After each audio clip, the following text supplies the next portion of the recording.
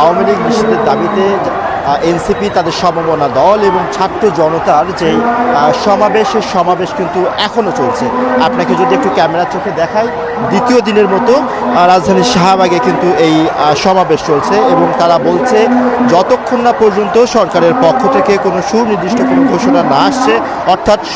সন্ত্রাসী সংগঠন হিসেবে আওয়ামী লীগকে নিষিদ্ধ না করা হবে, ততক্ষণ পর্যন্ত তাদের এই আন্দোলন চলবে। আপনি একটু শুনবেন,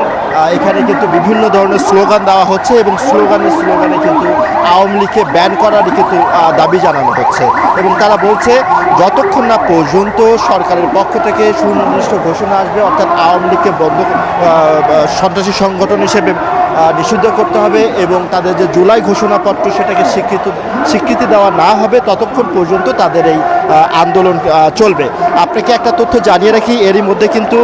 ছাত্রদের এই যে আন্দোলন বা জাতীয় নাগরিক কমিটি এবং সমমনা দলগুলো যে আন্দোলন, তাকে গুরুত্ব দিয়ে কিন্তু প্রধান উপদেষ্টা বাসভবনে কিন্তু অন্যান্য যে উপদেষ্টা তাদের কিন্তু জরুরি বৈঠকের কিন্তু কল করেছেন, অর্থাৎ রাত 8টা নাগাদ কিন্তু এই বৈঠক হওয়ার কথা আমরা জানতে পেরেছি এবং সেখান থেকে হয়তোবা কোনো ঘোষণা আসবে এবং সেই ঘোষণার পরেই কিন্তু সিদ্ধান্ত নেবে এখানে থেকে যে এই সমাবেশ তারা কতক্ষণ বা কতদিন কিন্তু তারা চালিয়ে যাবে। মোটা দাগে যদি আপনাকে বলি, দ্বিতীয় দিনের মতো এনসিপি এবং সমমনা দলগুলোর কিন্তু আন্দোলন চলছে এবং তারা বলছে যতক্ষণ না পর্যন্ত সন্ত্রাসী সংগঠন হিসেবে আওয়ামী লীগকে নিষিদ্ধ করা না হবে, ততক্ষণ পর্যন্ত তাদের এই সমাবেশ কিন্তু চলবে। তো রাজধানীর শাহবাগ থেকে সমাবেশ নিয়ে এই ছিল আমার কাছে সবশেষ।